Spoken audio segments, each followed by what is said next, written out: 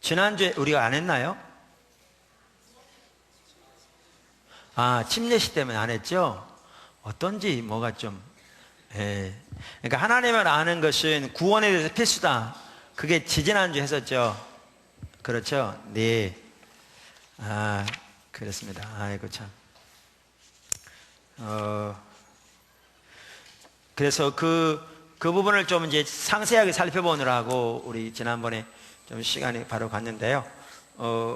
오늘은 그러니까 그동안 이제 한과씩은 해왔는데, 지난번에는 이제 반과밖에 못했죠. 그래서 오늘은 5단원 3과의 그 후반부인 하나님을 아는 것은 우리의 사역을 위해서도 필수다. 이 부분을 같이 살펴보려고 합니다. 우리의 사역을 위해서도 필수다.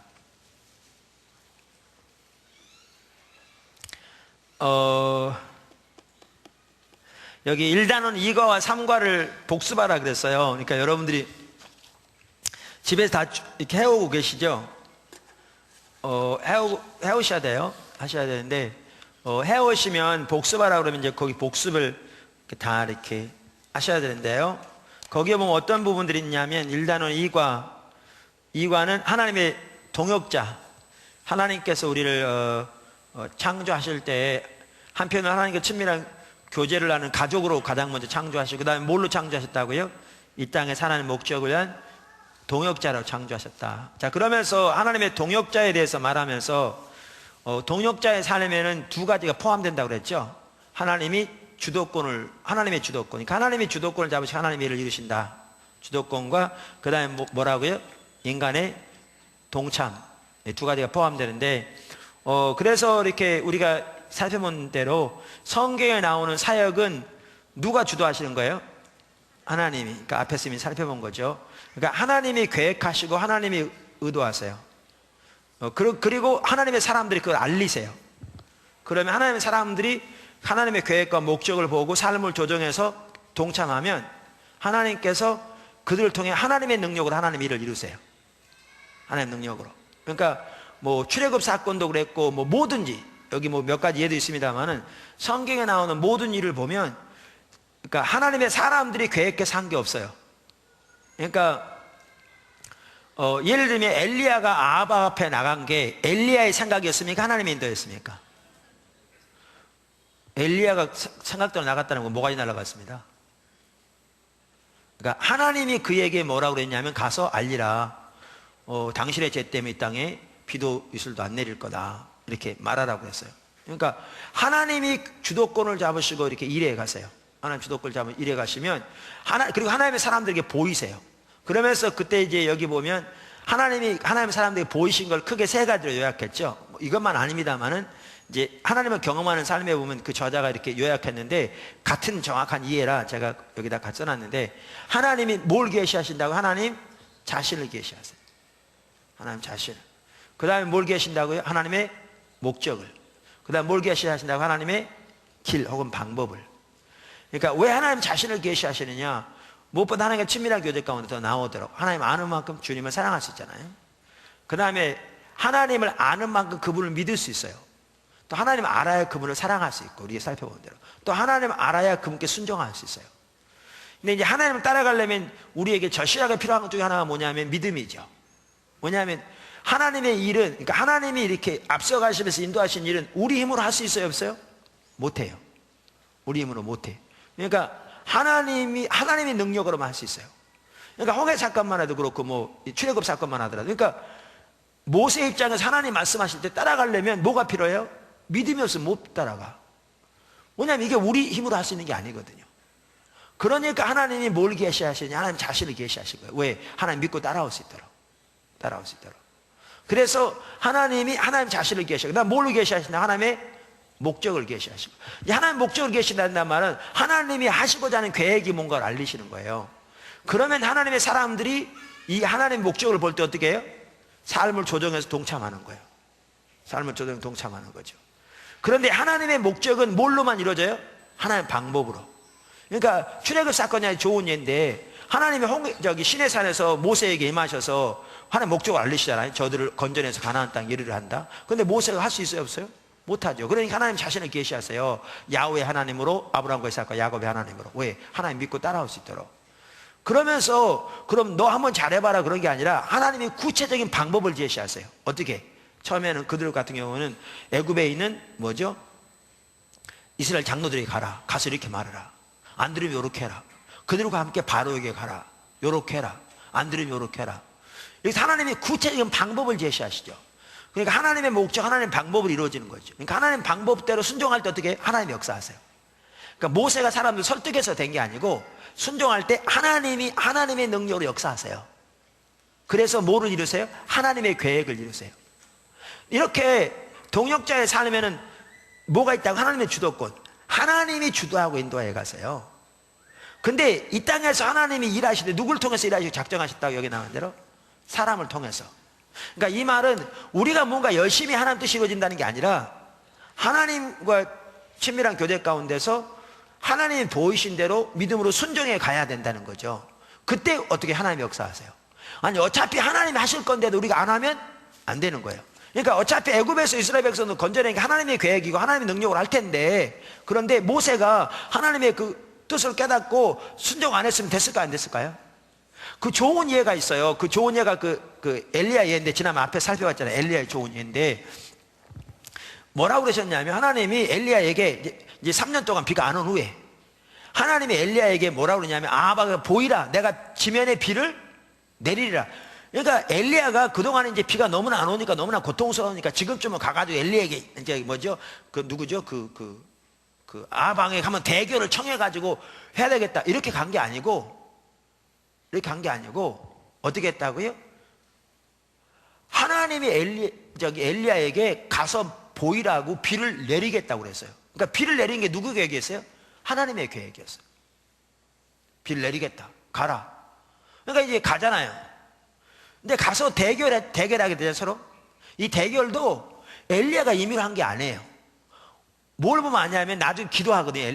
이제 저들이 하루 종일 외쳤는데도 아무런 응답이 없으니까 저녁 소재 드릴 때 이제 엘리야가 제단을 쌓아놓고 재물을 잡아놓고 이제 물을 부어가지고 잔뜩 도라니까지 넘치게 한 다음에 기도하잖아요. 그러니까 하나님이 한 걸 보이기 위해서 그런 거죠. 하루 종일 그냥 마른 나무 있었으니까 그때 3년 동안 비가 안 와도 얼마나 떼약 펴서 그랬으면 이거 뭐지? 말라가지고 이런 거야. 그런 말 안 되겠어. 물을 적셔가지고 그냥 흘러넘치도록 해놓고 기도하잖아요.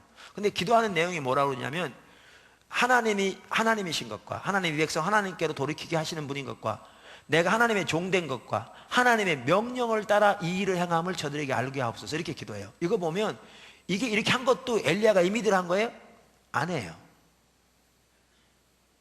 이렇게 한 것도 하나님이 하신 걸 볼 수 있어요. 하나님 말씀하신. 그러니까 이제 하나님이 계획하신 거예요. 비를 내리겠다고. 그리고 이 대결도 하나님이 말씀하신 거예요. 그래서 하나님 말씀하신 대로 이제 대결이 일어난 다음에, 이제 여러분 잘 아시는 대로 엘리야가 기도할 때 불이 내려서 850년 처단하잖아요. 그런 다음에 엘리야가 뭐라고 그러냐면, 빗소리가 들린다고, 큰 빗소리가 아합에게 올라가라고. 이 얘기는 뭐냐 하면 비가 지금 다가오고 있다는 거예요. 실제로 구름이 있는 게 아니라 영적인 거죠. 근데 그때부터 엘리야가 기도해요. 그 갈멜산에 올라가서 이 머리를 양쪽에다 이 다리 사이에 넣고 간절하게. 이게 그 당시에 팔레스타인 여인들이 아인하는 모습이네요. 그러니까 그만큼 산고의 기도죠. 간절하게 7번 기도했더니 어떻게 했어요? 이 지중해에서 이 손바닥만한 구름이 어떻게 해요? 떠올랐어요. 손바닥만한 구름이 떠올랐는데, 그때 이제 됐다고 가자 그렇게 가잖아요. 갔더니 어떤 일이 생겨서 이 구름이 점점 커져가지고 큰 비가 왔잖아요. 근데 야고보서에 보면 뭐라고 되어 있냐면, 믿음의 기도에 대해서 말하면서, 저는 우리와 성정이 똑같은 사람인데, 같은 사람이라도 저가 간절히 기도한 적 어떻게 했다? 하나님이 비를 내렸다. 이걸 보면 이 비가 누구의 기도 응답으로 되어 있다는 거예요? 엘리야. 성경에 보면. 그러니까 이 얘기는 요게 떠오를 때까지 기도 안 했으면 어떻게 되겠다는 거예요? 비가 안 왔다는 거죠. 근데 원래 계획은 비를 보내시는 게 누구의 계획이었는데? 하나님의 계획이었는데. 이게 놀라운 신비예요. 그러니까 홍해 앞에서 하나님께서 모세에게 손을 내밀라고 그랬는데 손을 내밀었더니 그냥 바람이 불어가지고 바다가 갈라졌잖아요. 근데 하나님 명령을 못 깨닫고 손을 안 내밀었으면 어떻게 됐겠냐고요.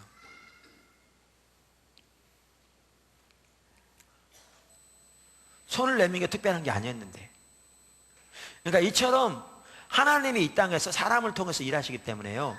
뭐가 중요하냐면 하나님의 사람들이 하나님과 친밀한 교제 가운데서 하나님 향하시는 보고 동참하는 게 중요해요. 그러면 누가 일하신다고요?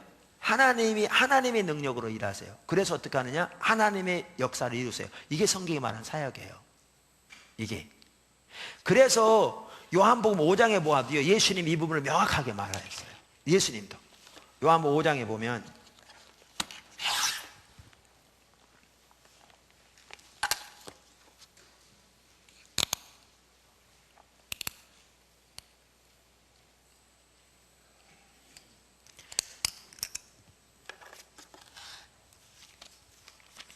요한복음 5장에 보면 17절부터 보면 이렇게 나왔죠. 예수께서 이르시되 내 아버지께서 이제까지 일하시니 나도 일한다 하시매. 19절 그러므로 예수께서 이르시되 내가 진실로 진실로 너에게 이르노니 아들이 아버지 하시는 일을 보지 않고는 아무것도 스스로 할 수 없나니 아버지께서 행하시는 그것을 아들도 그와 창하느니라. 아버지께서 아들을 사랑하사 자기가 행하시는 것을 아들에게 보이시고. 그러니까 이걸 요약하면 이래요. 아버지가 일하신다. 오늘까지. 그 사역은 누구의 일이라는 거예요? 아버지 일이라는 거예요. 나도 일한다. 이 얘기는 아버지가 행하시는 을 보면 예수님은 그 일에 동참하는 걸 자기 양식으로 알았어요. 근데 어떻게 하느냐? 나는 스스로 아무것도 할 수 없다. 하나님의 아들이 하신 얘기예요. 하지 않는다 정도가 아니라 할 수 없다고 그랬어요. 나는 아버지가 행하시는 걸 본다. 그리고 그것을 나도 행한다. 아버지가 아들을 사랑하셔서 아들에게 아버지 행하심을 보이신다. 이게 그러니까 성경에 보면 성경 전체에 나온 동역자의 삶을 예수님이 그대로 말씀하신 거예요. 예수님도 똑같은 삶을 사셨거든요. 그러니까 우리의 사역은 누가 하는 거예요? 하나님이 자기의 일을 이루어 가시는 거예요. 우리 스스로 할 수 없는 거예요. 그러면서 하나님의 사람들에게 하나님의 뜻을 보이시면 하나님의 사람들이 하나님의 향하심에 온 사람은 동참하는 거죠. 여기에 전적인 순종이 필요하고 전적인 믿음이 필요하고. 그러면 하나님이 하나님의 능력으로 하나님의 일을 이루시는 거예요. 이루시는 거예요. 그게 사역이에요.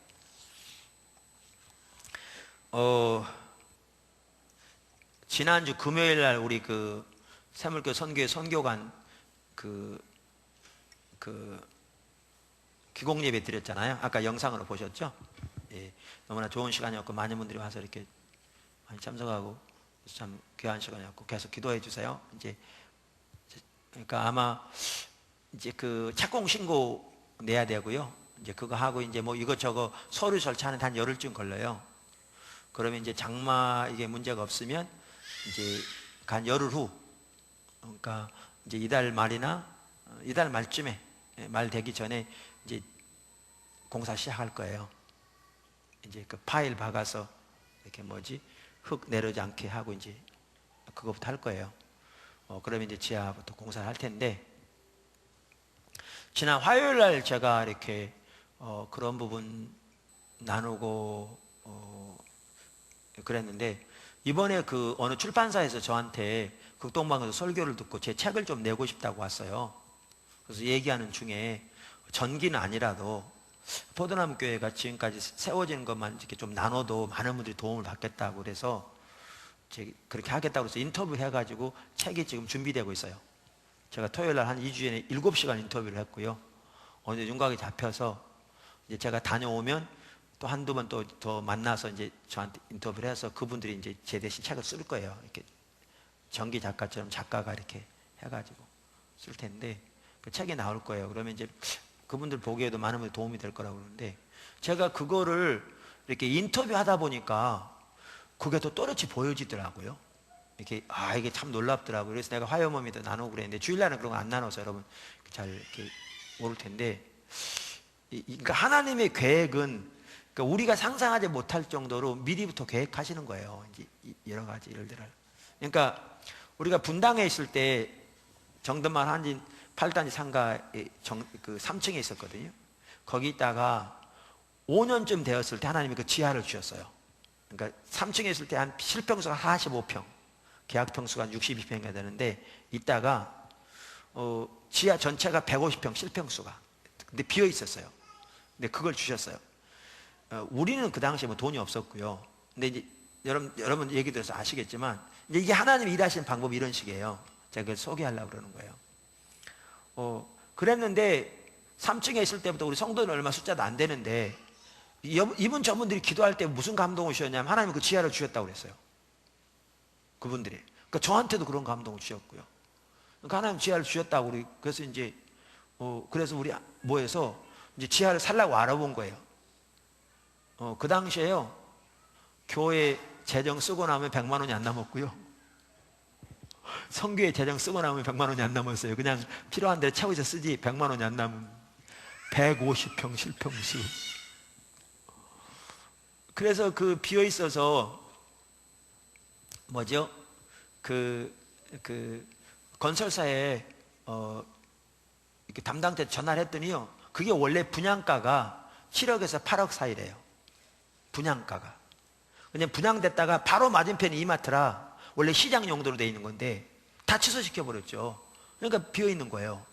근데 분양가가 7억에서 8억인데 3억만 현찰로 주면 팔겠대요. 그러니까 그 당시에 우리 그 부동산 한 분이 계셨는데, 목사님 이건 건축비도 안 됩니다. 그 건축비도 안 되죠. 그 안반 위에 지은 거거든요, 아주 잘. 8차선 도로변 옆에 바로 그 단지 내 상가야. 그 실평수만 150평. 3억. 엄청 싼 거죠. 문제는 우리는 100만 원도 없고 성교회도 100만 원도 없고. 주로 이렇게 인도하세요. 이제 그래서 우리가 어떻게 했냐? 헌금하기 시작했어요. 우리 헌금합시다. 뭐 그래가지고 하나님 뜻을 분별하고 항상 헌금했더니, 이분이 좀 헌금하고 저분이 좀 헌금하고 했는데 얼마큼 모여졌냐? 자세한 기억은 안 나는데 1000만 원인가 1100만 원인가 1200만 원인가 이 셋 중에 하나예요. 1000만 원은 아니고 1100인가 1200만 원 헌금이 됐어요. 근데 그 다음에 움직임이 없더라고요. 그래서 우리는 움직임이 없으면 기다려요. 없더라고요.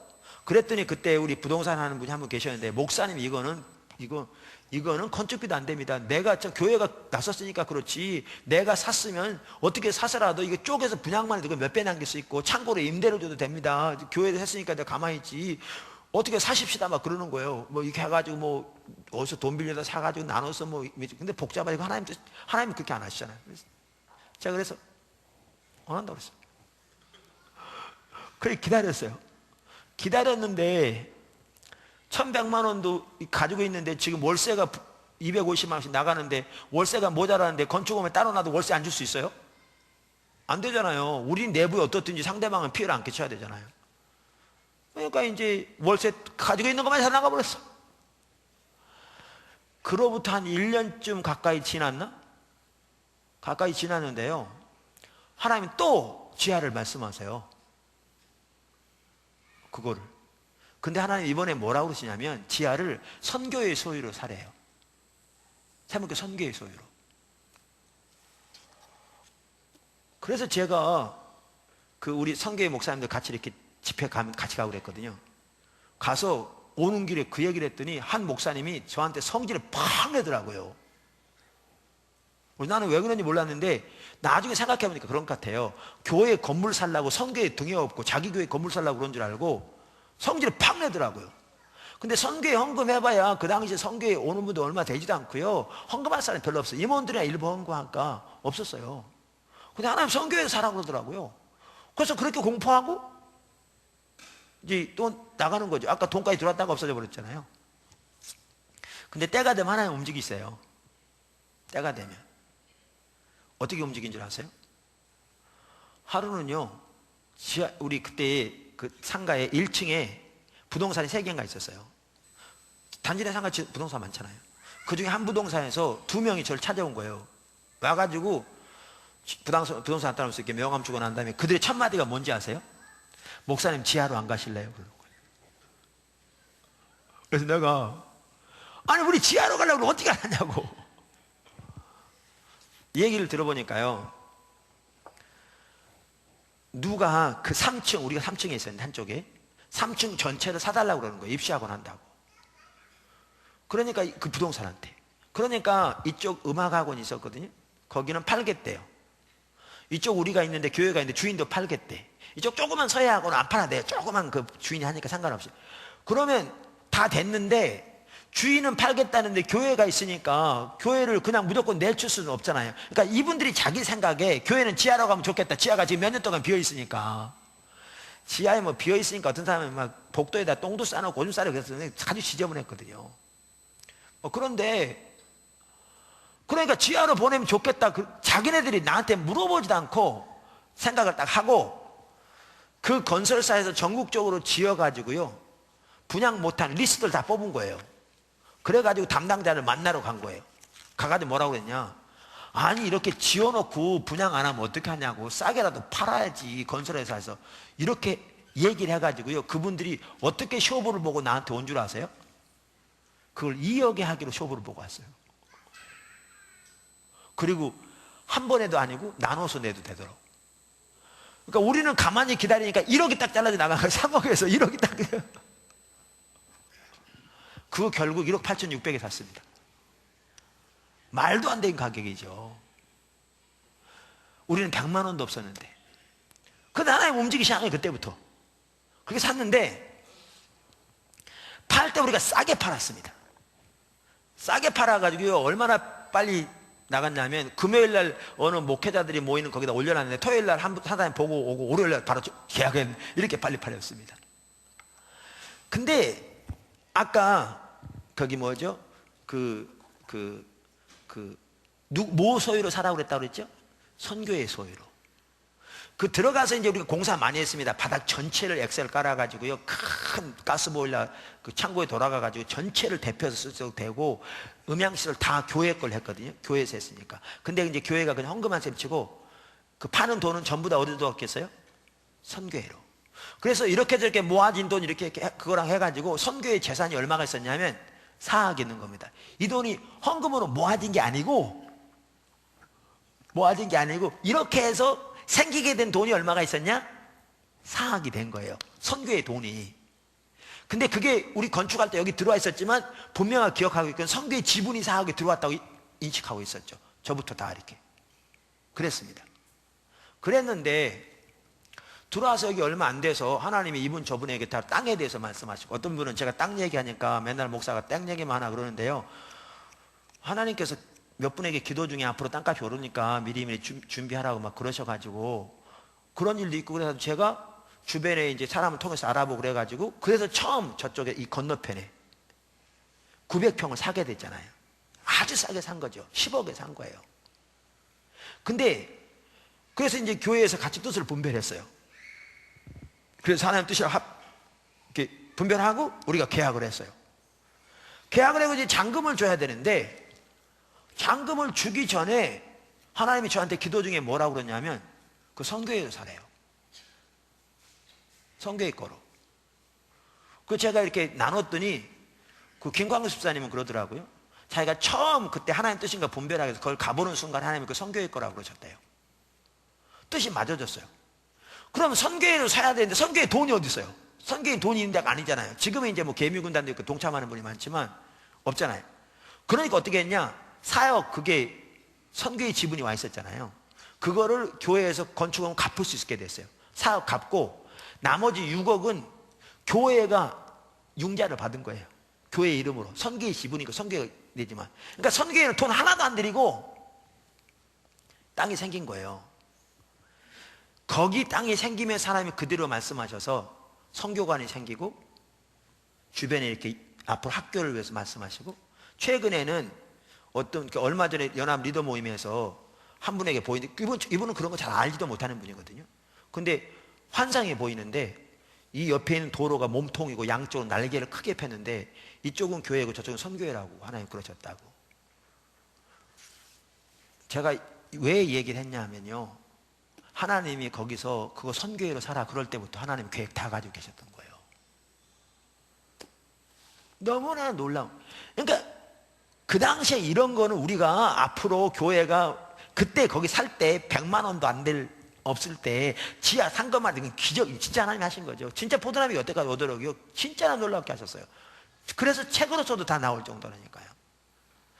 그런데 그거 하나님이 하셨는데 우리는 돈 진짜 뭐 100만 원이 안 남을 때인데 하나님이 개가시고 인도에 가셨는데 그렇게 하셨지만 그 당시 살 때요, 우리가 여기다가 5년 후에 건물 지어가 들어올 거는 그 중에는 상상하는 사람은 한 사람도 없어요. 나부터도 상상 자체를 못할 당시에. 그때 지하에 3층에 있다 지하로 갈 때요, 그 200평, 150평인데 실평수만 계약평수 한 200평 되는데, 그런데 본당 한 80평 꾸미고 막 이랬거든요. 선교회적으로는 얼마나 이렇게 막 장소가 부족한지, 화요일 사람 많이 오고 막 이래가지고 부족한지 여기가 이제 스크린이 있었거든요. 스크린 뒤에다 강백상 놓고요, 그 위에 짐까지 쌓였죠. 그러니까 공간이 그렇게 없어요. 그러니까 스크린 뒤에까지 짐을 쌓는 데도 뭐 했는데 주일날 아직 장소가 있었어요. 거기다가 지하를 내려갈 때 내 처음 기분이 뭔지 아세요? 어떻게 거기 가서 예배 드리냐, 여기서 한 명 저기 한 명 저기 한 명 이렇게 띄엄띄엄 앉아 있으면. 이렇게 내려갔어요. 거기다 여기 올 때도 그랬고요, 5년 전에. 그러니까 5년 후에 여기 올 때도. 근데 그거 사러 내려갈 때 말씀드린 대로 그 5년 후에 우리가 건물을 지어서 여기 이런 규모로 건물을 지어가지고 올 거라는 거는 상상할 수 있는 사람이 단 한 사람 없어요. 그러니까 그냥 꿈도 꿀 수 있는 상황이 아니었어요. 거기다가 선교에 무슨 땅을 사고 부지를 사고 거기다 선교관이 생기고 학교 얘기한다, 이거는 아무도 감히 상상조차도 못할 내용이에요. 근데 하나님은 모든 것을 뭐부터 시작했냐? 선교의 소유를 사, 이거부터 그 계획 펼쳐가고 시작하는 거예요. 나중에 지내놓고 보면 그때부터 하나님 계획 다 하고 계신 거예요. 그때 그렇게 됐기 때문에 이 부지가, 선교의 부지로 사는 게 되어졌고, 이게 선교가 자리를 잡으면서 주변에 연결되도록 하게 했고, 선교관이 하나의 말씀한 세계, 이 모든 것들이 지금 어디서부터 시작됐냐? 그 말부터 시작된 거예요. 그 말부터. 사역은 그분이 하시는 거예요.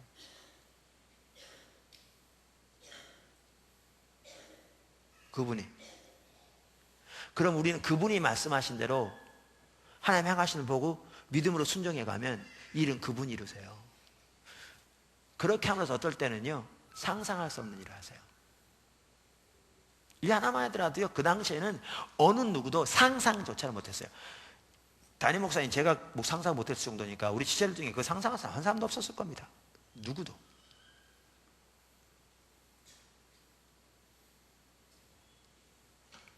제가 어제도 이렇게 그거 하면서 이렇게 나왔는데 몰라요, 앞으로 어떻게 될지. 아무도. 근데 지금까지만 온 것만 해도 상상 못할 정도죠. 앞으로 어떻게 될지 모르는데 한 번은 그러더라고. 우리 지체 중에 한 명이 이렇게 참 이렇게 하나님 기도 많이 하게 하세요. 부흥 이런 것들 기도 많이 하게 하시고 뭐 이런 분인데, 한 명이 그러는 거예요. 목사님 그 선교관 위에 기도하는데 하나님이 기숙사래요. 기숙사인데 근데 그 뭐죠? 그 기숙사 적대요. 더 크게 해야 된대요. 그러는 거예요. 어떤 분이. 근데 제가 그 얘기를 듣는 순간 알겠더라고요. 지금 그걸 기숙사로 바꾼다는 얘기가 아니죠. 앞으로 이제 여러 가지 말하는 거죠. 또 그 뒤로 한 분이 그러더라고요. 저한테 와가지고 제 아내하고 같이 갔대나 뭐 저하고 제 아내하고 같이 셋이 갔대나 하여튼 잘 모르겠어요. 허름한 동네를 갔는데, 저 신옥동 허름한 동네잖아요. 요렇게 했더니 아파트처럼 빌딩이 세워지더래요. 그러더니 거기가 제1선교관이 이렇게 딱 써있더래요. 또렷하게. 지금 건물이 이렇게, 그림 보셨죠 오늘? 건물이 이렇게 반듯하게 세 개가 합해진 것처럼 세워지거든요. 선교관이라. 근데 그 옆으로 가더니 이렇게 했더니 거기가 또 제2선교관 세워지더래요. 이렇게 되니 3선교관. 제가 이런 걸 보면 뭐를 느끼는 줄 아세요? 저는 개인적으로 하나님께서 학교를 오르기 전부터 말씀하셨는데, 그건 이제 여기서 얘기하면 또 기니까 놔두고, 하나님이 여기다 학교 하신다는 얘기인가? 여기다 하신다는 얘기인가? 이렇게 뭐하죠. 근데 지금까지 하신 것만 해도 너무나 놀라운데, 앞으로 하실 거는 또 아무도 몰라요. 근데 그 모든 일들이 하나님은 뭐부터 펼쳐가기 시작했냐? 이거는 지하 성교회로 사. 주셨다고 그랬는데 우리로 할 때는요, 1,000만 원까지 헌금되고 안 움직였어요. 근데 그 1,000만 원 나중에 다 쓰였어요. 그대로. 그거 구입할 때. 근데 하나님이 선교회로 사 그래놓고 하나님 목적 딱 대야지. 그 다음부터 움직이기 시작했어요. 사역은 우리가 계획하는 게 아니에요. 지금 여태까지 오도록 포도나무 교회에서 우리가 계획해서 한 거 아무것도 없어요. 군선교, 캠퍼스 선교 아무것도 우리가 계획한 게 없어요. 하나님이 하나님의 계획을 알리시는 거예요. 하나님의 계획을. 하나님이 앞서가시면 일하시면서. 그럼 하나님의 계획을 알리시면 우리가 그 계획에 동참하는 거예요. 전적인 순종과 온전한 신뢰를 통해서. 이게 사역이에요. 성경이 말하는 사역이에요. 이렇게 할 때 우리는 어떻게 하느냐? 하나님을 경험해요. 그러니까 하나님만이 하실 수 있는 일을 경험해요. 하실 수 있는 일들. 포도나무가 매일 세워질 때부터 그래서 처음 세워질 때부터 지금까지 아무도 우리가 계획한 게 없어요. 그러니까 어떤 분들은 그러거든요. 인터뷰 같은 거 방송에서 이렇게 인터뷰하고 그럴 때 미래의 계획이 뭐냐? 우리는 미래의 계획이 있지 않아요. 근데 앞으로 뭘 인도하실 건 알아요. 하나님이 포도나무 교회 2기를 말씀하시고 열방을 말씀하셨고, 그러면서 최근에는 뭐죠? 군선교 캠퍼스를 말씀하시면서 다음 젊은이들을 말하고 다음 세대를 말하고 이들이 세워져서 되어져야 이제 열방으로 나가게 될 것을 말씀하시고, 사무엘교회 선교의 한 2기를 말씀하시면서 하나님께서 일꾼 양육을 말씀하시고, 그러면 지금 뭘 하고 계신가 보여요. 그럼 앞으로 뭘 할 거냐? 그것은 내 계획에서 나온 게 아니라 이제 포커스가 어디 맞춰질까가 보이는 거죠. 어떻게 다음 세대를 훈련시키고, 어떻게 다음 세대를 인도해가고, 어떻게 어디에 포커스가 맞춰지고. 그러니까 우리 계획에서 앞으로 뭐 할까가 나온 게 아니라 하나님이 말씀하신 바에 따라서 앞으로 어떻게 따라갈까 나오는 거죠. 그리고 이런 일들은 우리 계획에서 나온 게 아니라 하나님의 뜻만 올바로 분별해 가면 일은 누가 하시냐? 그분이 하세요. 그러니까 반드시 이루어지는 거예요. 그냥 추측이 아니고요, 소망사항이 아니에요. 그분이 하실 거거든요. 그분이 하실 거예요. 자, 그럼 이게 사역인데 제가 왜 이 얘기를 했는지 여기까지 살펴봤냐면, 이렇게 성경적인 사역을 올바로 이해하면 주님을 아는 것이 없으면 불가능해요.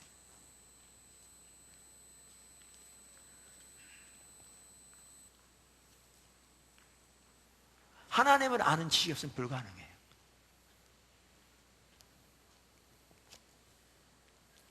하나님과 친밀한 교제 가운데 있지 않으면 하나님의 행하심이 전혀 안 보여. 뭐가 하나님의 목적인지 의도인지 안 보여. 또한 하나님의 목적이 보여져도 우리 자원으로 할 수 없는 건데, 하나님 알아야 그분을 믿음으로 신뢰할 수 있는 건데, 하나님과 친밀한 가운데 없으면 믿음으로 순종하지 못해요. 우리 자원으로 할 수 없는 건데 순종하지 못해요. 그 순종하지 못하면 하나님 일은 안 일어나요. 안 일어난다고요.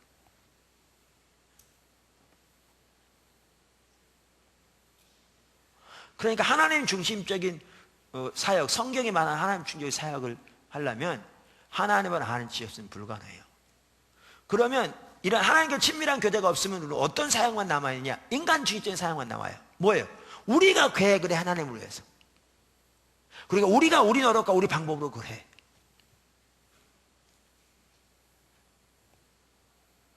그러니까 그것은 인간들이 할 수 있는 인간적인 방법과 수단으로 일을 이루어내지만, 하나님이 계획하시고 인도하신 게 아니면 하나님이 하나님의 능력으로 하실 수 있는 일은 거기서 안 나타나요.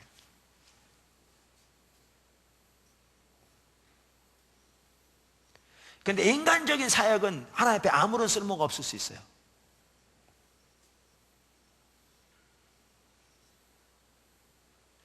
제가 그래서 늘 말씀드리는, 앞에서 나왔는데, 엘리야가 하나님이 엘리야에게 그 아합 앞에 나간 뒤에 그리 시내가 숨으라고 그랬잖아요. 그리고 그 다음에 칼압당 과부지에 숨으라고 그랬잖아요. 근데 엘리야가 그런 하나님의 계획을 무시하고 그 아합 앞에 나가던 그 담대함을 가지고, 목숨 걸고 나가던 담대함을 가지고 동네만 다니면서 회개하고 돌이키라고 소리 지르고 다녔더라면 어떻게 됐겠냐고. 하나님 뜻이 이루어졌겠냐고요. 안 이루어졌겠죠. 그는 잡혀 죽었을 겁니다. 노아가 하나님이 방주를 지으라고 했는데 그거를 모르거나 무시하고 동네만 다니면서 전도하고 다녔더라면 겉으로 보면 귀했을지 모르지만 하나님 뜻이 이루어졌겠냐고요. 전혀 안 이루어졌죠. 그러니까 자기중심적인 사역은 하나님을 전혀 못 기쁘게 할 수 있어요. 그거를 헨리 블랙카이 목사님은 어떻게 표현하냐면, 인생을 사다리에 오르는 것을 표현하면서 평생 동안 하나님에서 열심히 일하면서 사다리에 올라갔어요. 근데 올라가 보니까 전혀 다른 데다 걸쳐놨어요. 여기다 걸치고 올라가야 되는데 엉뚱한 데 걸치고 올라갔어요. 이렇게 비유해요. 그럼 뭐가 되겠어요? 꽝이죠. 인생 꽝 산 거예요. 저는 그걸 어떻게 표현하냐면, 하나님이 된장국주 하실 줄 생각하고 평생 동안 열심히 일해서 전세산 다 털어서 하나님께 된장국 사다 드렸어. 한국 된장, 일본 된장, 중국 된장. 근데 하나님 나라 가봤더니 하나님은 전혀 된장 안 좋아하셔. 그럼 헛사는 거죠. 그게 뭐냐? 자기중심적인 사역이 그렇게 되는 거예요. 자기중심적인 사역. 그러니까 자기가 계획한 대로, 자기 방법대로, 자기 노력으로, 자기 자원. 그러니까 하나님 중적인 삶은 하나님의 자원으로, 하나님의 목적으로, 하나님의 방법으로 사는 건데, 사역도 그렇게 되는데, 타락의 본질이 자기중심적인 삶인데, 자기중심적인 삶은 세 가지 특징이 그 3과에 나오죠. 앞에 자기 자원으로, 자기 목적을 위해 자기 방법대로 사는데, 사역을 하더라도 이렇게 하고 싶다고요. 자기가 계획한 것을 자기 방법으로, 세상의 방법으로, 자기 열심과 노력과 방법으로 하는, 그거는 전혀 하나님과 상관없는 사람이 될 수 있어요.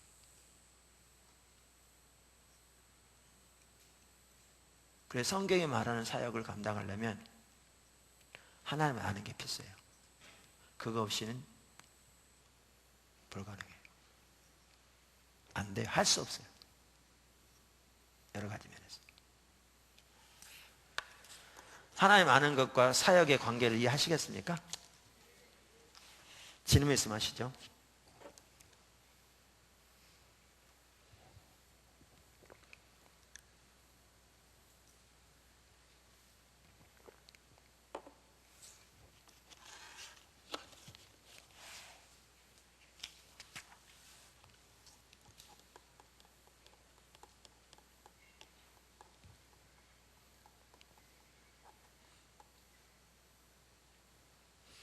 그래서 이거는 이제 하나님의 음성 듣는 것에서 나옵니다만은 우리가 이제 그렇게 하고 있는데, 처음부터 그렇게 해왔는데, 이제 중요한 게 뭐냐면, 하나님께서 이 땅에서 일하시는 가장 주된 단위가 뭐예요? 교회죠. 개인은 교회 지체예요.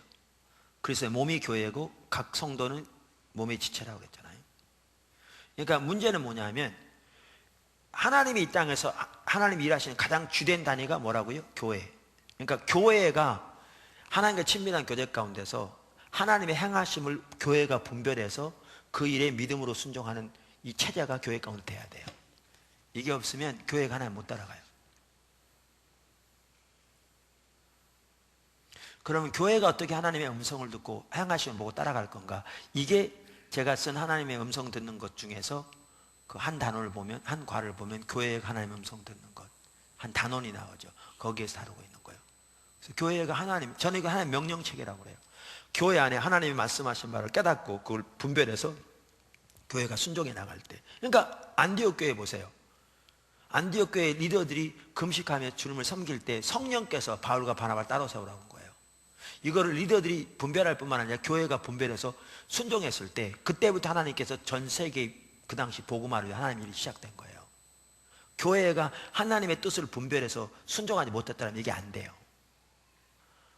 여러분 오늘날도 보면 보세요.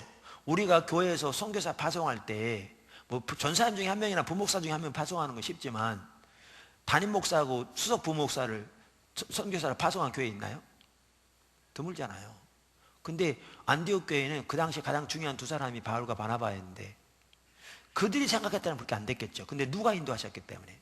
하나님 성령이 인도하셨기 때문에. 그리고 그때부터 하나님은 세계 복음화 이루어가기 시작했죠. 교회 가운데 그 체계가 안 세워졌다면 어떻게 되겠어요? 하나님 뜻이 안 이루어졌겠죠. 안디옥 교회가 그런 하나님의 뜻을 분별하지 못하고 순종 안 했더라면 어떻게 됐겠냐고요? 그 초대교회 당시 일어났던 그 엄청난 일은 안 일어났겠죠. 사역은 우리가 하는 게 아니라니까요. 그때도 마찬가지. 하나님이 하나님의 계획을 가지고 일하시면서, 사실 우리 제가 그거 말씀드렸잖아요. 포도나무교회 그 2기. 포도나무교회 2기가 어떻게 된 거 아시죠?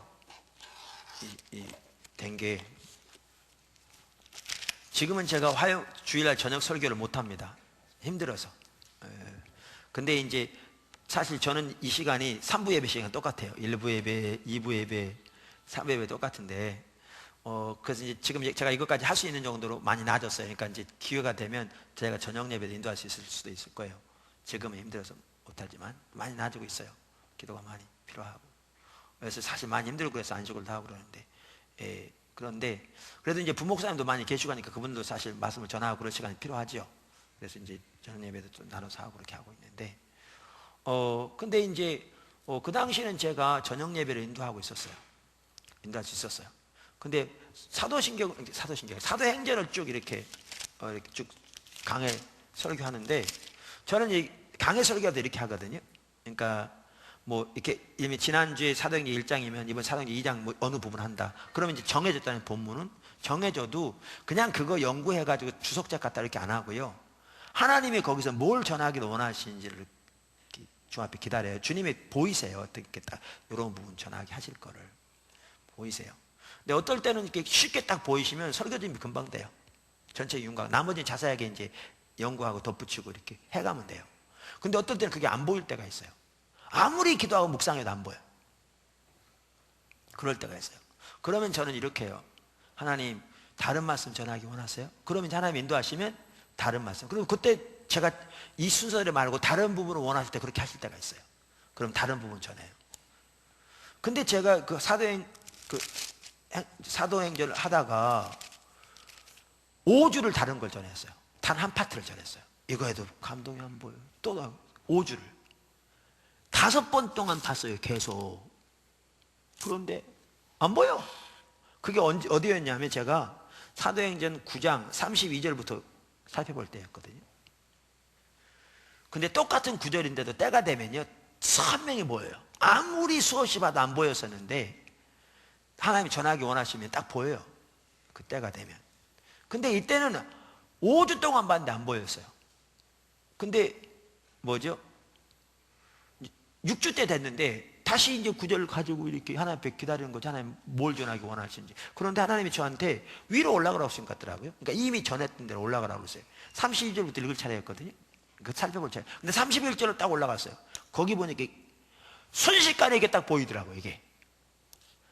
그리하여 온 유대와 갈릴리와 사마리아 교회가 평안하여, 평안이란 말은 하나님의 평강이 있다. 그러면 샬롬. 하나님의 생명이 넘친다고 말이에요. 주님의 평강이 함께 하면서, 여기에 평안은 단순한, 이게 뭐죠? 그 평안한 상태를 가리킨 게 아니에요. 구약의 샬롬과 여기 에이레네가 똑같은 거예요. 헬라어로 에이레네거든요. 평안, 평강, 하나님의 생명 다 같은 거예요. 여호와 샬롬. 그러니까 유대와 갈릴리와 사마리아 교회가 평안하여, 평강이 넘쳐서 든든히 세워져 가고, 주를 경외함과, 하나님을 경외하며 하나님의 백성들 가운데 있어요. 주를 사랑하며.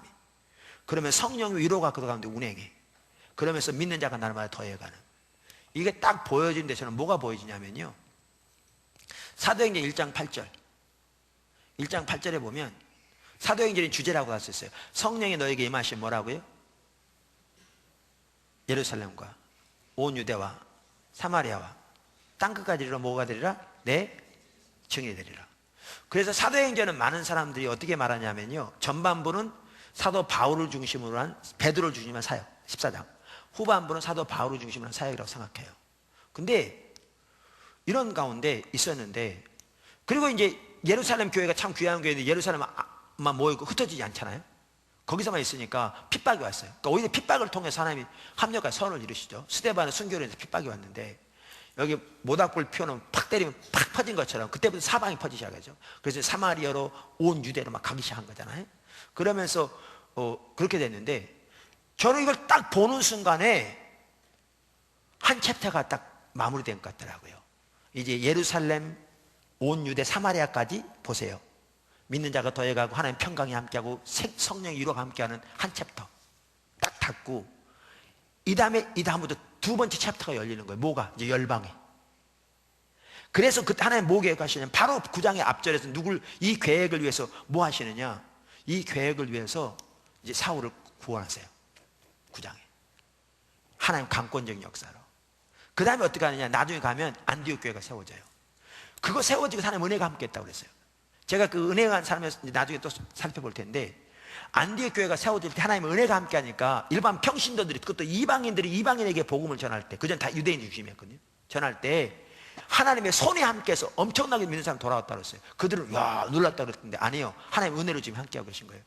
근데 아무도 그 계획을 몰랐을 거예요. 안디옥 가면 여러분 지도에 보면 이렇게 예루살렘이 있으면 이 끝이 안디옥이거든요. 이쪽 소아시아. 근데 하나님은 이 소아시아 전체뿐만 아니라 유럽까지 복음을 전할 계획을 가지고 계셨어요. 그리고 그 전초 기지로 지금 안디옥을 교회를 세우기 위해서 은혜가 함께하고 계신 거예요. 이 교회가 세워질 때 아무도, 어느 누구도 그걸 상상도 못했을 하나님 머릿속에서 그걸 가지시고 일하신 거예요. 그리고 나서 뭐 하신 줄 아세요? 안디옥 교회 때가 됐을 때 바울과 바나바 거기다 바울 오게 되고 왔을 때 하나님 뭐라고 하시냐면 따로 세워라. 지금 뭐라고 계신지 아세요? 주님이 일하고 계세요. 그 누구도 그 당시에 상상하지도 못할 계획을 그분이 머릿속에 가지면 지금 일을 펼쳐가세요. 쫙. 그러면서 이 교회가 이 하나님의 뜻을 분별해 순종했을 때 계획하신 이 모든 일들이, 그래서 하나님 뒷받침하기 시작한 거예요. 바울이 똑똑해서, 우리 너무나 인본주의라 사람 봐요. 바울이 훌륭하니까 몇 시간 기도해서 몇 시간 성경 공부. 아니요, 기도하는 거 중요하고 성경 공부하는 거 중요하지만 그래서 그런 게 아니고 하나님이 지금 하나님의 계획을 이루어가고 계신 거예요. 근데 이게 교회가 하나님의 뜻을 분별해 순종 안 했더라면 돼요, 안 돼요? 안 되는 거지. 아까부터 나온 거예요. 어차피 일은 누가 하세요? 하나님이 하세요. 하나님의 능력으로, 그러니까 하나님의 계획하시고 하나님의 일을 이루어가세요. 그러기 위해서 은혜를 보내서 가능케 하세요. 하나님의 일들이 가능케 하세요. 그래서 일이 역사가 일어나. 자기들은 자기를 때문에 됐다고 그러죠. 전혀 그게 아닌 거예요. 하나님의 계획을 가지고 일하세요. 제가 믿으면 사람이 이렇게 은혜한 사람을 보면서도요, 포도나무께 지금까지 오도록 참 귀한 일들이 많이 났어요. 제가 한 가지 예만 들어 지금 그런 거거든요. 아까 진짜 하나님 역사하신 거예요. 누가 봐도 하나님 역사예요. 그런데 제가 더 깨닫게 된 게 뭐냐면 주님의 계획을 가지고 지금 일하고 계신 거예요. 아무도 상상하지 못할 은혜가 와 계셔서 일하고 계신 거예요. 근데 뭐죠? 이렇게 일하고 계실 때 교회에게 하나님의 뜻을 보이시면 이 전반적인 뜻을 모를지라도 하나님의 뜻을 깨닫고 순종해 갈 때 하나님 일하신 거예요. 사실 이들이 그 음성 듣고 순종할 때 이들을 통해서 소아시아 지역 전체와 유럽까지 복음이 될 거라는 상상도 못했을 겁니다. 애들. 상상 자체는. 근데 하나님은 그 계획을 이미 머릿속에 가지고 계십니다. 그 작업 지금 하고 계세요. 그래서 교회가 이처럼 하나님께 예민해서 주님의 행하신 보고 하나님의 음성 듣고 다른 말을 표현하면 순종하는 게 그만큼 중요해요. 근데 저는 이게 딱 보여지면서 포도나무 교회가 뭐가 보여지냐, 지금 교회만 하더라도 그게 14년 됐을 텐데 우리가 아직도 부족한 부분이 많고 우리가 더 개선돼야 할 당연히 많죠. 어떨 때 하나님의 은혜를 보면 너무나 감사하지만 우리 자신의 모습은 천국과 지옥이라고 그래서 천국과 지옥 왔다 갔다 한다고 그랬잖아요. 부족함은 너무너무 많지만 한편으로는 교회가 세워지고 하나님 성령 인도가 함께 하시고 믿는 자가 더해가는 딱 이 자리에 왔는 일기 접어지고 하나님이 이 길을 펼치시는데 이 길의 주제가 열방이라는 말씀하시더라고요. 이제는 열방으로 가야 돼. 이 국내에서는 안 믿는 세상을 향해 가야 돼. 안 참다. 또렷이 보이더라고요. 하나님 메시지가 의도가. 그리고 그대로 이거 행하시는 거예요. 이런 부분들. 그 뒤로 캠프 뭐죠? 군성교는 그 전부터 있었지만 군성교의 의미를 더 알게 하시고 캠퍼스를 말씀하시고 이렇게 행하시는 거예요. 그러니까 말씀드린 대로 여기에서 중요한 게 뭐냐 하면 이처럼 사역은 하나님의 일을 이루시니까 개인이건 교회건 중요한 게 하나님과 친밀한 교제 가운데 그분의 뜻을 분별해서 순종하는 게 너무너무 중요해요. 개인뿐만 아니라 교회가 특별히 중요해요. 왜? 이 땅에서 일하신 단위가 교회니까. 그러니까 우리가 포도나무 교회만 하더라도 일꾼만 하더라도 우리가 하나님 중적으로 세워야 한다는 게 뭐냐 하면 그저 기존 우리도 기존 교회입니다. 그러니까 우리가 그렇게 차이가 아니라 일반적으로 신앙생활들은 그 열심히 다녀가서 새벽기도 잘하고 성수일 잘하고 10일 몇 가지 잘하면 집사되고 뭐 때로는 권사되고 장로되고 이런 가운데 있으면서도 자기중심적인 사고 전혀 안 내려져 하나님과 친밀한 교제 전혀 안 돼 있고 하나님의 뜻이 뭔지 분별하고 순종하는 사람은 개념조차 없는데 그런 사람들이 모인 리더십과 교회, 리더십은 반드시 목회자만 아니라 평시도 리더십, 교회, 지체들 이렇게 있다면 하나님의 교회를 통해서 하나님의 목적 이루어 가실 때 가능합니까? 불가능하죠. 자기 생각만 내세울 텐데. 예수님이 빌립을 시험하여 너희들이 먹을 걸 줘라. 그랬더니 빌립이 아마 빌립은 상고 출신 같아. 나처럼 계산이 딱 나왔어. 선생님, 저 사람들 한 입씩만 주려고 그래도 300데나리의 돈이 필요한데 우리가 벌써 딱 이게 나왔잖아요. 탁 계산이. 우리가 그 돈이 어디가 있으며 이 한적한 곳에 돈이 있는데 어디서 그 빵을 사겠습니까? 지금 그 얘기거든요. 너무나 앞뒤가 딱 맞아. 문제는 주님을 전혀 몰랐던 거지. 주님의 계획을 전혀 몰랐던 거지. 그러니까 사실 안드레 실패했습니다. 안드레가 아니라 빌립. 안드레는 주님이 말씀하시니까 찾아 나서가지고 보르토 다섯개 물고기 2마리 이거밖에 없는데 선생님 그랬더니 그거 받고 앉으라고 그랬죠. 거기서 500의 기적이 베푸세요. 하나님의 행하심 보고 믿음으로 하나님의 행하심, 주님 모르면 믿음으로 동참 못해요. 뭐만 하는데요, 빌립 같은 얘기만 하고 있는 거죠. 문제는 세상적으로는 지혜로울지 모르지만 주님은 못 따라가는 거죠. 그런 자세를 가지고 모세가 주님 따라갔습니까? 못 따라갔겠습니까? 그런 자세를 가졌더라면 노아가 순종했겠습니까? 못했겠습니까? 성경에 나온 하나님의 사람들 그 자세로 한 사람도 못 따라갔습니다. 기드온도 못 따라갔을 거고, 엘리야도 그렇게는 못했을 거고, 엘리사도 그렇게 못 따라갔을 거고, 다윗도 그렇게 못 따라갔을 거고, 아무도 못 따라갔죠. 예수님 말할 것도 없고. 근데 우리는 어떻게 하냐? 올라 그렇게 하고 있어요. 그리고 자기가 제일 옳은 것처럼 행동해. 근데 교회가 어떻게 하나님 따라가게? 그래서 사역을 위해서도 하나님을 아는 게 필수입니다. 하나님 아는 게 없으면 성경적인 사역은 가능하지 않습니다. 이제 보이시리라 믿습니다.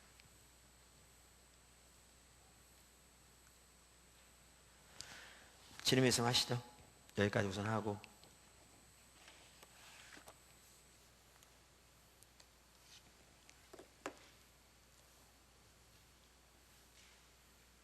아유, 제가 지난주에는 그렇지 않아 바쁜데 아이폰은 이게 3개째입니다.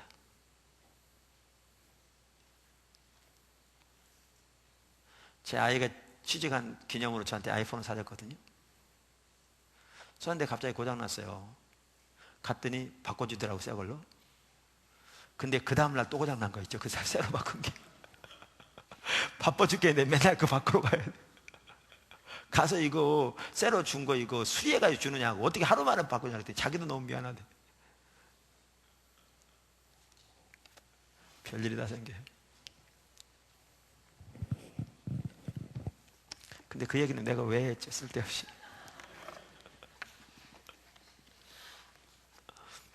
네, 사역 이해하시죠? 이처럼 성경적인 사역이 되려면 어떻게 되느냐? 하나 아는 게 필요해요. 그 다음에 영적 전쟁을 위해서도, 영적 전쟁의 승리를 위해서도 뭐냐? 주님 아는 게 필수예요. 여기까지만 하고 오늘 마치겠습니다. 왜냐하면요, 우리는 영적 전쟁을 잘못 이해해요. 영적 전쟁을 우리는 어떻게 생각하냐면, 어떤 데 뭐 땅밖에, 그럼 영적 전쟁할 줄 알아요. 승리할 줄 알아요. 아니요, 영적 전쟁은 방법이 있잖아요. 난 땅받기를 부인하는 사람 안 해요. 근데 기억하실 것은요, 성경에 나온 모든 사람들 땅받기 안 했어요.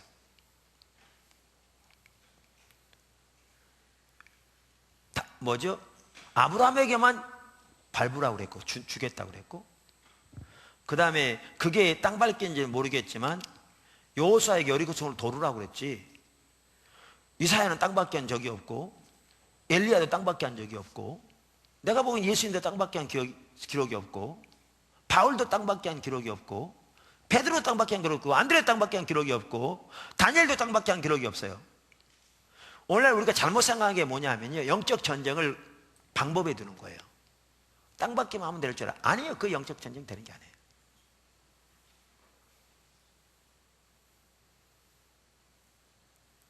영적 전쟁의 핵심은 하나님과의 친밀한 교제 가운데서 하나님의 인도에 순종하는 게 핵심이에요. 그게 어떨 때는 땅받기도 될 수 있어요. 어떨 때는. 이거를 아주 잘 다룬 책이 어느 책이냐면 더 치스 목사님이 쓴 뭐죠? 하늘과 땅을 움직이는 중보기도에 거기 한 과에 보면 이 부분이 잘 나와요. 그래서 그 부분 뭐라고 말하냐? 영적 전쟁의 이 출발점은 이 도약대는 뭐냐? 주님과 친밀한 교제. 하나님만을 사랑하고 주님께 온 사람이 드려야 돼. 이게 도약대다. 여기서 출발한다. 그래서 뭐부터 시작하냐? 예배부터. 사랑하고 예배하고. 왜? 거기서 뭐가 오는데? 하나님의 인도가 있는데요. 그 인도를 따라 순종하는 게. 어떨 때는 그래서 거기에 보면 외치라고 외치는 게 승리를 가져. 어떨 때 화해가 승리를 가져. 어떨 때 복음 전파가 승리. 어떨 때는 그냥 가만히 기다리는 게 승리를. 어떨 때는 뭐죠? 그 가서 찬양하는 게 승리를 가져와갖고. 그 하나님의 인도를 따르는 게 핵심입니다. 영적 전쟁의 핵심은 방법이 있지 않습니다. 영적 전쟁의 핵심은 하나님의 친밀한 교제에 있습니다. 너무나 중요해요. 그러니까 여러분 보시면 뭐죠? 이스라엘 백성들이 광야 생활 40년 살았는데요, 40년 동안 한 번도 똑같은 길을 안 간 거 아세요? 하나님 의도적으로 그렇게 하셨어요. 왜? 방법에 의존하지 말도록. 그러니까 홍해 가를 때와 요단강 가를 때가 달랐습니다. 똑같은 반석에서 물을 내는데도 어떨 때는 치라고 그래요, 어떨 때는 말하라고 했어요. 근데 모세가 화를 내면서 두 번째는 두 번 쳤더니 물은 나왔는데 그것 때문에 가나안 땅 못 들어갔습니다. 믿음을 내보이지 않았다고 해서. 그만큼 뭐에가 비결이 있냐? 여러분, 방법이 있잖아요. 금식한다고 되는 게 아니고요, 땅 밟는다고 되는 게 아니고요, 통성기도하고 되는 게 아니에요. 하나님 알고 존재를 사랑하고 그분께 우리가 온 사람이 드려지는 가운데 그분의 인도를 따라 순종하는 게 영적 전쟁의 비결이에요. 여러분, 가정에서 영적 전쟁이 있을 때, 자녀들에게 영적인 공격이 있을 때 비결이 뭐냐? 하나님의 존재를 다 사랑하는 가운데 그분의 인도, 그분의 길 발견하고 순종하는 게 비결이에요. 하나만 아는 게 필수라고 다시 말합니다. 그러니까 피엘로의 삶의 핵심입니다. 결국. 그러니까 보세요. 여기 뭐죠? 여호수아만 하더라도, 그러니까 한편으로는요, 이스라엘 백성들의 그 모든 전쟁이 영적 전쟁이에요. 이 말은 이들이 무기로 안 싸우고 가만히 있어서 영적으로 싸웠다는 얘기가 그게 아닌데, 실제로 무기로 싸웠어요. 근데 왜 영적 전쟁이냐? 여러분, 성경에 보시면요, 이스라엘 백성과 이방 나라와 싸움은 이들의 군사력에 의해서 결정되지 않았어요. 무슨 얘기냐? 이스라엘이 아무리 많은 군사력을 가지고 있어도 하나님을 떠나면 하나님이 이들을 통해 이들을 쳤고요, 그럼 이들은 패배했고요. 이들이 아무리 작은 군사력이라도 하나님이 이들을 위해 싸우시면 저들을 물리쳤어요. 근데 그때마다 이들의 비결이 뭐였느냐? 하나님의 인도에 순종하는 거였어요. 그러니까 다윗 같은 경우는 전쟁하러 갈 때에도 하나님께 항상 물었어요. 가리까 말리까? 가라. 가되 그냥 가는 게 아니에요. 요렇게 해라. 어떨 땐 상수의 나무 위에서 소리가 들리면 가라. 이 다음에 돌아가라. 하나님 구체에 인도하셨어요. 거기 보세요. 저기 여리고성을 할 때 하나님 어떻게 하셨어요? 하루에 한 바퀴 돌고 7째 7바퀴 돌고 소리 지르라. 그 다음에 아이성 갈 때 그렇게 하라고 그랬나요? 아니요. 아이성은 조그만 성이라 자기들 생각대로 갔다가 대패했어요. 그 다음에 회개하는 가운데 그들의 죄를 들춰내서 처단하게 하시고, 그 다음에는 하나님의 인도를 따라 가게 하셨어요. 그래서 그 성 뭐였어요? 핵심이 뭐냐? 하나님의 인도에 순종하는 사람입니다. 다시 말합니다. 영적 전쟁의 비결은 방법이 있지 않습니다. 여러분, 사실 지역마다 다니면서 땅 밟고 다니는 거 위험한 겁니다. 하나님의 인도를 따르지 않으면 위험한 거예요. 그러한 위험성에 대해서 말하는 하나님 사람들 많습니다. 하나님의 인도를 따르지 않으면 위험한 겁니다. 영에 대해서 함부로 하는 거 위험합니다.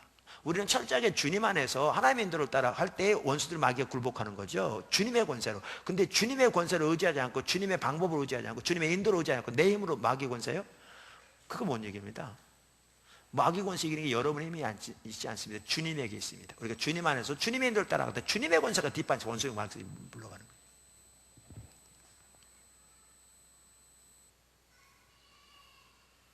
제가 가끔 얘기하는데, 우리 집에 오래됐습니다만은 어떤 그 어려운 일이 있었어요. 자녀 일로.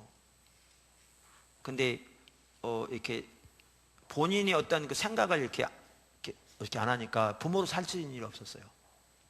진짜 어려웠어요. 앞길이 캄캄한. 그렇다고 뭐 나무란다고만 되는 것도 아니고. 그런데 이제 그때 그럴 때마다 우리 하나님 찾죠. 하나님 구하고 예배하고. 그것 때문에 찾는 게 아니고, 보통 때 하듯이 주님 예배하고 주님 사랑하고 주님 알게 원하고. 근데 그렇게 주님을 찾는 중에 그런 거 품고 기도하죠. 이런 가운데 있으니까. 그때 하나님이 제 아내에게 뭐라고 그랬어요? 이렇게 해라. 그럼 돌아올 거다. 그러신 거예요. 저하고도 나누고요. 제가 그래서 하나님이 하라는 대로 그대로 했어요. 제가 그건 지금 말하고 싶지는 않고요. 이렇게 하라. 근데 그렇게 했더니 1개월인가 2개월도 안 돼서 돌아왔어요. 완전히 그 시간이 끝났어요. 그래서 딱 일어나더라고요. 영적 전쟁의 비결은 방법에 있지 않습니다. 영적 전쟁의 비결은 하나님과 친밀한 교제 가운데 하나님의 음성을 듣고 순종하는 데 있습니다. 하나님은 이스라엘 백성들을 왜 똑같은 길로 안 인도하셨냐? 그들이 방법 의지하지 않고 하나님 자신 의지하도록 그렇게 하신 겁니다. 그래서 광야 생활을 하나님 가르치기 원하는 것은 하나님의 입에서 나오는 말씀으로 사는 걸 가르치기 원하셨습니다. 그분과 친밀한 교제 가운데 그분이 말씀하시, 그분이 인도할 때 순종하는 게 그분의 양식이 되어져요. 그게 영적 전쟁이요, 주님 하는 거 필수입니다. 그거 없으면 불가능합니다. 그거 안 되면 뭐하냐? 우리 방법대로 하려고 합니다. 요즘 땅받기를 많이 하는 분들이 있어서 제가 이렇게 하면 뭐 할지 모르는데 저는 그것에 명백합니다. 땅받기 한다고 이겨지지 않습니다. 하나님과 올바른 관계가 중요합니다. 그 가운데서 하나님이 어떤 부분으로 말씀하시면 순종하는 건 저는 좋다고 생각합니다. 아까도 말씀 방법이 아닌 게 성경에 나오는 사람들 중에 땅받기 하는 사람들은 일부밖에 안 됩니다. 그게 방법이라면 모든 하나님의 사람들이 다 땅받기 했어야죠.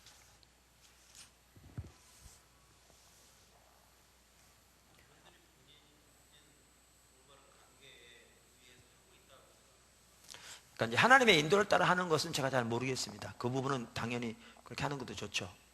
하나님의 인도를 따라서. 그러나 어떤 그러한 방법적인 면에 의존해 사는 경우는 저는 옳지 않다고 생각해요. 네. 영적 전쟁에서도 비결은 하나님과 친밀한 교제에 하나님 아는 것이다. 그 부분은 명백합니다. 그 부분 분명히 이해하시면 됩니다. 자, 주님 말씀하시죠. 오늘은 여기까지 살펴보려고 합니다.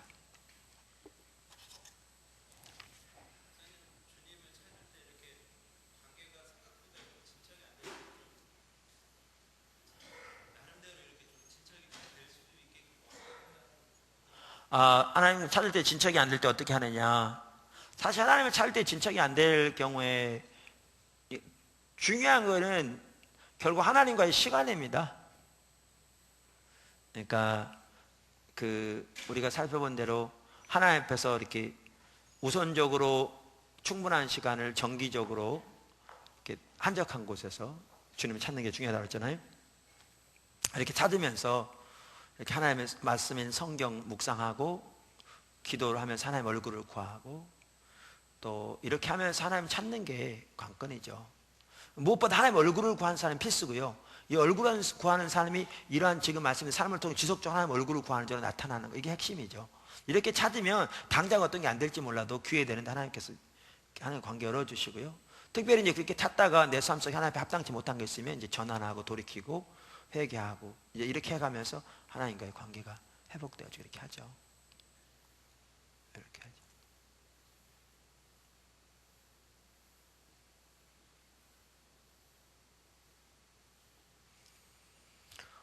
그래서 그렇게 하나님과의 개인적으로 갖는 그 시간, 이게 사실 너무너무 중요합니다. 제가 하나님 얼굴을 구하는 사람 이런 얘기를 하니까 기존적으로 배워왔던 큐티를 통해서 막 이런 기도를 통해 하나님 찾는 거 이런 걸 소홀히 한 사람들이 있는데, 그렇게 시간을 내서 주님을 찾는 시간 없이 하나님과 친밀한 교제 안 되죠. 그래서 그 부분 가져야 합니다. 이때도 중요한 것은 우리 중심이 하나님의 얼굴을 구하는 삶, 주님 계신 곳에 같이 있기를 원하는, 주님의 의중을 하나 삶을 조정해서 주님 따라가기 원하는 삶, 이런 부분들이죠. 이런 부분들이 뭐하고요. 저 같은 경우에는 그냥 하나님 앞에서 시간을 내어서 주 앞에 서면 대부분의 경우에 하나님께서 이렇게 인도해 주시고요. 주님의 은혜로 하시고, 근데 물론 이제 더 깊이 주님 앞에 들어가기 위해서, 나가기 위해서 이제 저 같은 경우, 여러분도 그렇게 하기 위해서 이제 우리 모두가 어떨 때 연구도 필요하죠. 저 같은 경우는 이제 더 성도를 인도해야 되니까 어떤 부분에서도 연구도 필요하고 이제 또 이런 부분도 있죠. 근데 이제 그렇게 주님 앞에 서면 주님께서 이렇게 하나님 뜻을 보이시고 말씀해 주시고 알려주시고 이렇게 하시죠.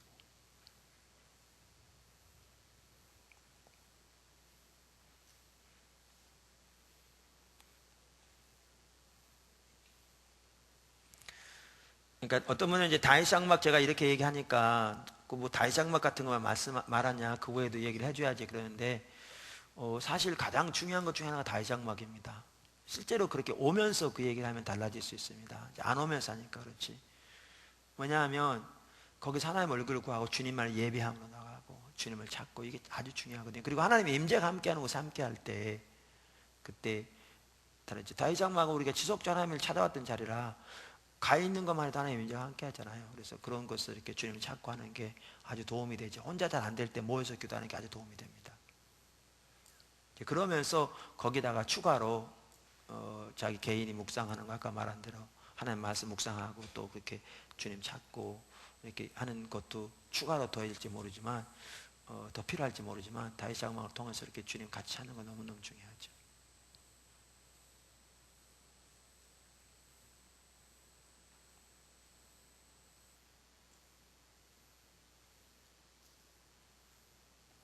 네, 또 질문 있습니까?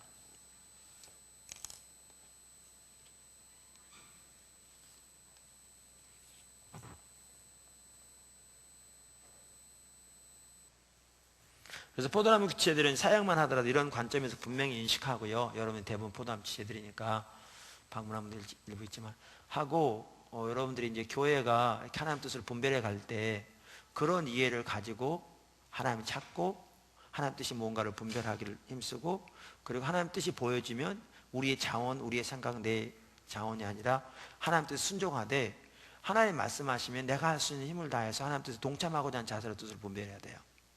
그러니까 나는 안 하고 누가 하겠지 뭐 이렇게 가지고는 안 되죠. 우리 말만 해가지고 안 되고요. 또 그런 자세를 가지고 따라갈 때 주님의 뜻을 분별하는 걸 자라나게 되고 또 주님과의 관계에서 자라나게 되고 주님을 경험한 일이 자라나게 되는 거죠. 이렇게. 그렇게. 네.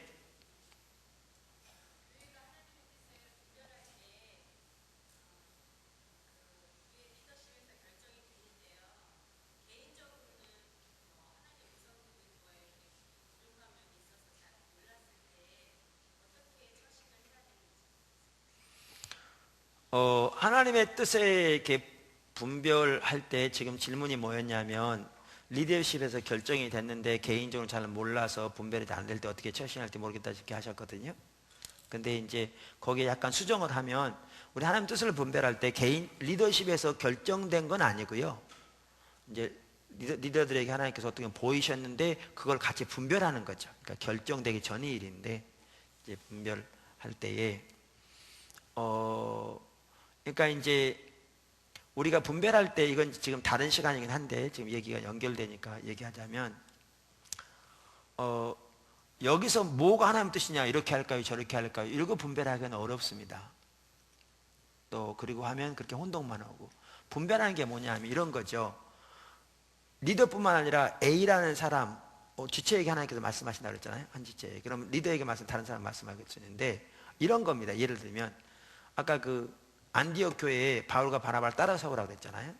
이렇게 하나님이 어떤 부분을 보이실 때 이게 하나님의 뜻인가 아닌가를 분별하는 겁니다.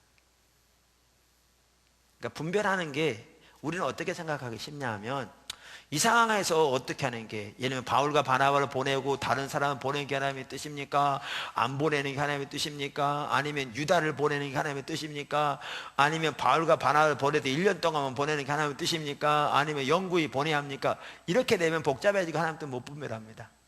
그게 아니고 하나님께서 그들에게 바울과 바나바를 따로 세우라고 그랬잖아요. 요게 하나님의 뜻인가를 분별하는 겁니다. 그러니까 말씀하신 부분이 그게 하나님의 뜻인가 분별하는 겁니다. 그리고 그렇게 분별하는 거죠. 그러니까 이제 분별하는 것부터가 이제 그래야 되고 그래서 이제 하나님과의 관계에서 하나님 뜻이면 순종하고자 하는 자세로 주님의 뜻을 제게 알게 해주세요. 그리고 주님 찾고 구하면 주님께서 말씀하시지 알게 하시죠. 근데 이제 그래서 아까 말한 대로 그 묻는 질문이 올바라야 한다는 거예요. 그 분별하는 게 하나는 해야 되고요. 근데 이제 그렇게 분별하는 중에 이제 그때도 이제 중요한 게 뭐냐 하나님의 음성 듣는 모든 거 다 연결되는 건데 내 생각에 내려져야 되죠. 뭐냐면 내 생각이 있으면 하나님 뜻이 이렇게 내 생각 때문에 가려지거든요. 그러니까 내 생각은 내리고 두 번째는 하나님의 뜻이면 순종하고 있는 자세로 해야 되는 거죠. 그러니까 환경을 안 보고 그러니까 제가 말씀드린 대로 그러니까 그런 여러 가지 이제 하나님의 음성 듣는 전반적이 다 포함되는 겁니다. 여기 지금 분당에서 여기 구입해서 올 때 그때 우리는 이렇게 넓은 부지를 구입해가지고 오는 것은 우리 자원을 상상할 수 없었습니다. 근데 하나님께 인도하심이 있었습니다. 지금 다 자세히 설명을 드릴 수 없고 또 그때부터 계시면 다 알고. 근데 그럴 때 저는 어떤 걸 분별할 때 우리 자원으로 이거밖에 안 되는데 지금 이거 얼마나 많은 돈이 들어가야 되는데 지금 그 돈이 어디서 나오고 주님 이렇게 하면요 하나님 음성 못 듣습니다. 뭐냐면 아무리 말씀하시려고 해도 환경을 보면 벌써 불신이 생기는 거죠. 하나님 우리 보험, 그러니까 뭐가 똑같냐면 그 요한에슬레 선생님이 길을 가는데 나귀가 벽에다 이렇게 벽을 뚫고 보려고 노력하더래요. 자기가 보니까 너무 우습더래요. 넘어보면 될 텐데. 무슨 얘기냐, 환경을 뚫고 하나님 절대 안 뜻이 안 보입니다. 그렇게 분별하면 안 보이죠. 그러니까 어떻게 하냐면 하나님이 뜻이면 하나님이 이루실 거니까, 물론 당연히 자신은 최선을 다해 동참하는 거 전제하고 하는 얘기죠. 이룰 거니까 하나님의 뜻이 뭔가만을 분별해야죠. 그러니까 제가 지금 얘기 드리는 거는 거기 책에 나오는 것처럼 하나님의 음성을 듣는 자세 전반적인 게 당연히 같이 가면서 분별하더라도 그렇게 하나님이 말씀하신 바가 하나님 뜻인가 아닌가를 분별하는 겁니다. 하나님 말씀하신 바가. 그렇게 하나님 앞에 나가서 주님 앞에 구하면, 그리고 주님 앞에 기다리면 주님이 말씀하시죠. 주님이 말씀하시고 주님이 보이시고 이렇게 하세요. 근데 이제 그래도 안 보일 때가 있어요. 이제 반대로 보인다. 그러면 이제 그걸 나누는 거죠. 나는 기도하는데 사실 내 생각은 그게 아니었는데, 나는 사실 그 뜻이 내 마음에 참 좋아서 나도 이렇게 했으면 좋겠다는데 기도하는데 하나님이 정반대로 말씀하십니다. 그러면 그것도 나눠야 돼요. 왜냐하면 하나님 뜻을 분별할 때 교회가 나누는 거니까. 어떨 때는 전체적으로 이게 하나님 뜻이라고 해도 이 반대되는 것도 이게 보완상이 될 수 있거든요. 뜻은 이거대 보완상이 될 수 있으니까 반대도 나누라고 제가 얘기하는 게, 반대도 나눠야 돼요. 근데 이제 이렇게 하나님 앞에 찾는 중에 하나님께서 여러 가지 통로로 이렇게 나에게 하나님 뜻을 알려주시죠. 마음에 확신을 주실 수도 있고, 마음에 기쁨이 넘칠 수도 있고, 그만 생각만 감격이 넘칠 수도 있고, 뭐 여러 가지 이유 또 응답을 줄 수도 있는데, 그런데 전혀 하나님의 응답이 없다. 이렇게 하나님 앞에 진짜 신실한 마음으로 나는 최선을 다해 하나님 앞에 기다리는데 없다. 그러면 이제 없다고 말하는 거죠. 근데 이제 나 혼자만 교회가 아니고 교회 전체가 이렇게 분별하는 거니까, 그러면 교회 전체가 분별해서 하나님 뜻으로 분별됐잖아요. 이렇게 여러 가지 통로를 통해서. 그러면 자기에게 전혀 안 보였어도 교회가 전체적으로 분별되지면 그 일은 전체로 순종해 나가는 거죠. 그러니까 나한테는 안 보여줬으니까 나는 못 따라가겠네요. 그래서는 주님 못 따라가죠. 그러니까 교회에게 전반적으로 이렇게 뜻이 분별되어지면 이제 힘을 다해 동참을 따라가는 거죠. 그러면서 이제 하나님 뜻도 보여질 수도 있고 확인될 수도 있고 하나님 뜻이 이루어지기도 하죠. 이제 그렇게 하면 되는 거죠.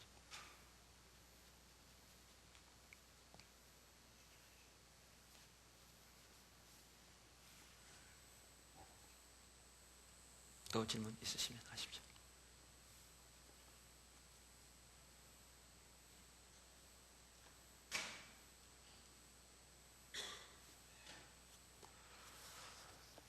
네, 재미없으신 거 보니까 마치고요. 4주 동안 여러분 못 뵐 텐데 기도 많이 부탁드리고요. 좋은 시간 되시고요. 또 여름에 건강하시고, 여러분이 그런 분이 없겠지만 제가 안식을 갔다고 교회 중간에 안 나오고 그런 분은 신앙생활도 아니죠. 그런 분들은 아무도 없을 거고, 오히려 제가 교회 비 오니까 여러분 더 열심히 적극적으로 이렇게 또 봉사도 하시고 또 섬기고 이렇게 앞장서서 여러분들이 더 잘해 주시기 바랍니다. 네, 기도하고 마치겠습니다. 하나님 감사합니다. 사랑합니다. 주님의 뜻이 이루어지시옵소서. 참 주님의 행하심은 너무나 놀랍고, 우리가 주님을 사랑하며 주님을 따라간다는 것이 얼마나 축복이고 얼마나 참 신나는 삶이고 얼마나 하나님의 생명과 은혜를 경험하는 삶인지요. 이것을 모르시는 모든 지체들이 그렇게 하나님과 동행하면서 하나님의 그 놀라운 역사를 살면서 경험하며 승리하는 삶을 살도록 은혜와 은혜를 더하여 주시옵소서. 그렇게 되길 예수님 축복합니다. 보도나무길 예수님 축복합니다. 인터넷으로 이 방송을 듣는 모든 분들을 예수님 축복합니다. 주님 사랑합니다. 감사합니다. 예수님을 축복하며 기도드렸습니다. 아멘. 네, 하나님께 영광을 받아 돌리겠습니다. 마쳤습니다.